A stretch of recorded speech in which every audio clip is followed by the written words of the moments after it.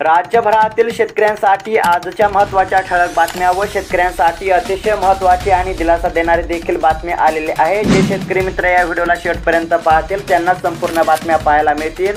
त्यासाठी या व्हिडिओला नक्की शेवटपर्यंत पहा आणि चॅनलवरती जर नवीन आलेला असाल तर आताच खाली दिलेल्या पांढऱ्या कलरच्या सबस्क्राइब बटनला क्लिक करून या चॅनलला नक्की सबस्क्राइब करा, जेणेकरून तुम्हाला रोज रोज अशाच महत्त्वपूर्ण बातम्या या चॅनलवरती पाहायला मिळतील। ई-केवायसी अभावी शेतकऱ्यांचे दुष्काळी अनुदान रखडले, निधीसाठी तात्काळ ई-केवायसी करण्याचे शेतकऱ्यांना आव्हान। एकंदरीत जर पाहायला गेलं तर सन 2022 पासून सर्व थकीत नुकसान भरपाईसह दुष्काळाची रक्कम शासनातर्फे शेतकऱ्यांच्या बँक खात्यावरती जमा करण्यात येत आहे। मात्र अनेक शेतकऱ्यांनी ई-केवायसी केली नसल्यामुळे शेतकऱ्यांचे अनुदान रखडले आहे। दुष्काळी अनुदान खात्यावर जमा होण्यासाठी ई-केवायसी महत्त्वाची आहे। यामुळे लाभार्थी लाभापासून वंचित राहणार असल्याने शासनाकडून शेतकऱ्यांना तात्काळ ई-केवायसी करण्याचे आवाहन करण्यात आले आहे। लाडक्या बहिणीला भरभरून आणि लाडके शेतकरी वंचित, 30 जूनपर्यंत 100% वाटपाचे शासनाने दिले होते आदेश।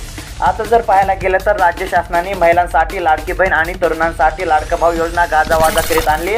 शेतकऱ्यांच्या नावेही अनेक योजनांचा भार उडवून दिला, परंतु खरीप हंगामामध्ये मागील त्या शेतकऱ्याला पीक कर्ज उपलब्ध करून देण्याचा शासनाला विसर पडल्याचे दिसून येत आहे। 30 जूनपर्यंत 100% कर्ज वाटपाचे उद्दिष्ट असताना जेमतेम 41% वाटप झाले आहे। त्यामुळे अनेक शेतकरी कर्जापासून वंचित आहे। पश्चिम विदर्भातील 74,000 शेतकऱ्यांची ई-केवायसी प्रलंबित, सानुग्रह अनुदान लटकले, शेती पिकांच्या नुकसान भरपाईची प्रतीक्षा। आता जर पाहायला गेलं तर शेती पिकांच्या नुकसानीपोटी मिळणारी भरपाईची रक्कम डीबीटीद्वारे लाभार्थ्यांच्या थेट बँक खात्यामध्ये जमा केली जाणार असून त्यासाठी ई-केवायसी करणे आवश्यक आहे। असे असतानाही अनेक शेतकऱ्यांची ई-केवायसी प्रलंबित असल्याने त्यांचे सानुग्रह अनुदान लटकलेले आहे। शेतकऱ्यांनी स्वतः पुढे येऊन ई-केवायसी प्रक्रिया पूर्ण करून घ्यावी असे आवाहन करण्यात आलेले आहे। जे शेतकरी ई-केवायसी करणार नाहीत त्यांच्या बँक खात्यावरती नुकसान भरपाईची रक्कम जमा होणार नाही। दुष्काळग्रस्त शेतकऱ्यांसाठी आनंदाची बातमी, हेक्टरी 8,500 रुपये खात्यात जमा होण्यास सुरुवात। एकंदरीत जर पाहायला गेलं तर गतवर्षी राज्यात पावसाचा मोठ्या प्रमाणामध्ये खंड पडल्यामुळे शेती पिकांचे मोठ्या प्रमाणामध्ये नुकसान झाले होते। त्याकरिता राज्य सरकारने 40 तालुक्यांमध्ये दुष्काळ जाहीर केला होता। त्याकरिता दुष्काळग्रस्त शेतकऱ्यांना राज्य सरकारने 2,400 कोटींचा निधी मंजूर केलेला असून शेतकऱ्यांना हेक्टरी 8,500 रुपयांचे अनुदान मिळण्यास सुरू झालेले आहे। कृषीसाठी 10,000 कोटींच्या मागण्या, विधिमंडळात मांडल्या 94,000 कोटींच्या विक्रमी पुरवणी मागण्या। आता जर पाहायला गेलं तर आगामी विधानसभा निवडणुकीच्या पार्श्वभूमीवर आमदारांवर निधीचा वर्षाव करण्यासाठी अर्थमंत्री अजित पवार यांनी तब्बल 94,889 कोटी रुपयांच्या पुरवणी मागण्या विधिमंडळाच्या दोन्ही सभागृहामध्ये मांडल्या। मोफत वीज, सोयाबीन व कापूस पिकांसाठी प्रति हेक्टरी 5,000 रुपयांच्या मागण्यांच्या तरतुदींचा देखील यामध्ये समावेश आहे। शेतकऱ्यांना अनुदान न मिळाल्यास आंदोलन करण्याचा इशारा। एकंदरीत जर पाहायला गेलं तर काही शेतकऱ्यांनी ई-केवायसी केली तरी त्यांना शासनाकडून अद्याप अनुदान मिळाले नसल्याचे चित्र पाहायला मिळत आहे। शेतकरी बँकेमध्ये नागचक्रा मारून हैराण झालेले आहेत। अनुदानापेक्षा जास्त रक्कम प्रवास खर्चामध्ये जात असून ही रक्कम तात्काळ न मिळाल्यास शिवसेना स्टाईल आंदोलन करण्याचा इशारा शिवसेना उबाटा गटाचे जिल्हा संघटक बाळासाहेब मगर यांनी दिला। कृषी पंपांसाठी आता मिळणार मोफत वीज, थकबाकीचे काय? शेतकऱ्यांकडे मोठ्या प्रमाणावर थकबाकी असल्याने वीज कंपनी चिंतेत। आता जर पाहायला गेलं तर मागील 13 सौर ऊर्जा पंप या योजनेअंतर्गत शेतकऱ्यांना मोफत वीज उपलब्ध करून देण्यात येणार आहे। नुकत्याच जाहीर झालेल्या अर्थसंकल्पामध्ये या योजनेची घोषणा करण्यात आली आहे। मात्र यापूर्वीच हजारो शेतकऱ्यांकडे मोठ्या प्रमाणावर थकबाकी आहे। त्याचे काय करावे हा प्रश्न मात्र वीज वितरण कंपनीला पडला आहे। विधान परिषद निवडणुकीसाठी महायुतीची एकत्रित रणनीती। जर पाहायला गेलं तर विधान परिषद निवडणुकीसाठी महायुतीतील पक्षांनी आपापले उमेदवार निवडून आणण्यासाठी रणनीती ठरवण्याऐवजी एकत्रित रणनीती आखून मतदानाचा पॅटर्न निश्चित करण्याचा निर्णय घेण्यात आलेला आहे। स्वामीनाथन आयोगाच्या शिफारशीप्रमाणे कापसाला हमी भाव द्या, विरोधी पक्षनेते विजय वडेट्टीवार यांची विधानसभेत मागणी।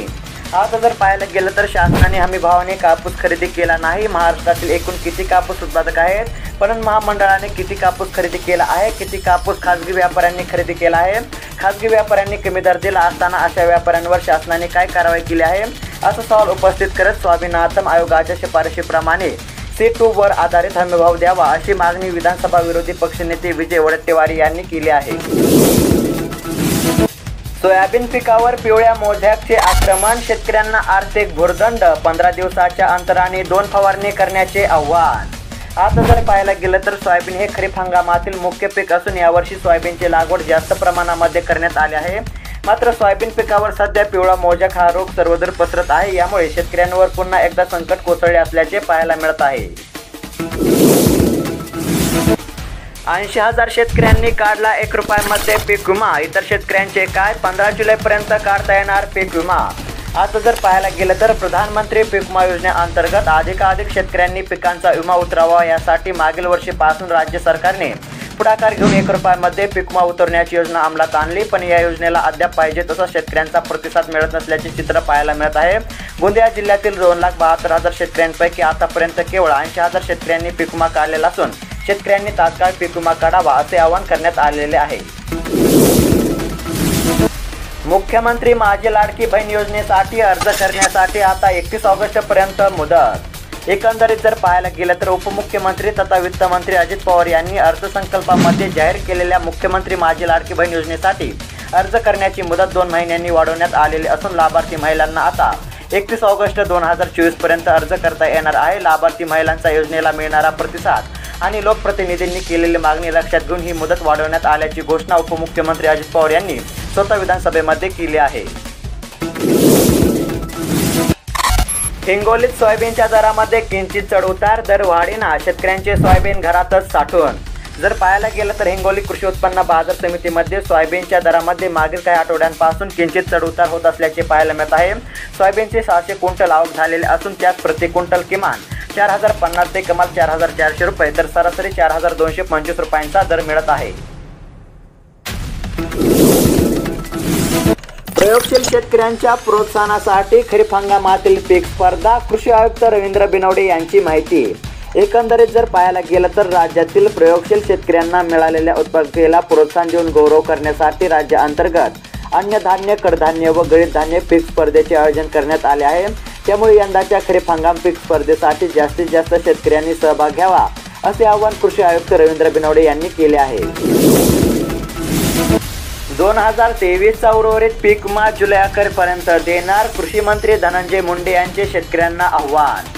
एकंदरीत जर पाहायला गेलं तर गतवर्षी नैसर्गिक आपत्तीमुळे शेती पिकांचे मोठ्या प्रमाणामध्ये नुकसान झाले होते। त्याकरिता राज्य सरकारने पीक विमा मंजूर केला होता। मात्र काही तांत्रिक कारणांनी अनेक शेतकऱ्यांच्या बँक खात्यावरती पीक विमा जमा झाला नव्हता। तसेच आलेल्या माहितीनुसार 2023चा उर्वरित पीक विमा जुलै अखेरपर्यंत देणार असल्याचे कृषी मंत्री धनंजय मुंडे यांनी सांगितले आहे। त्यामुळे शेतकऱ्यांना दिलासा मिळाला आहे। राज्याच्या अनेक भागात पावसाचा अंदाज, विदर्भ, कोकणासह मध्य महाराष्ट्रातील काही भागात जोरदार पावसाचा अंदाज। जर पाहायला गेलं तर राज्याच्या बहुतांशी भागामध्ये कालपासून पावसाचा जोर कमी झाले असल्याचे पाहायला मिळत आहे। बहुतांशी भागामध्ये ऊन सावल्यांचा खेळ सुरू असल्याचे दिसत आहे, पण हवामान विभागाने विदर्भ, कोकण आणि मध्य महाराष्ट्रामध्ये पुन्हा पावसाचा जोर वाढण्याचा अंदाज दिला आहे।